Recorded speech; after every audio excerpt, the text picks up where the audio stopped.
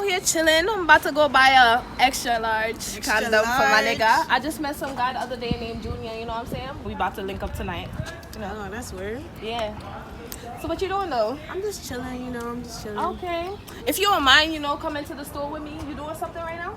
Nah, I could come with you. All right, so let's go. All right. Yeah. So it's been a while since we actually linked up.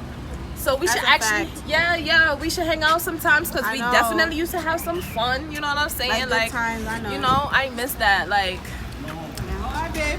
oh, but by the way, this is Junior. Want me to tell you about? You know, this is my new boo. Wait, what size condom you say was mine again? My extra large. That nigga's an extra small. Yes, now listen to her, babes. I like she tell. Don't even waste your time, bro. Don't waste your time. Remember that nigga I was telling you about his trash in bed?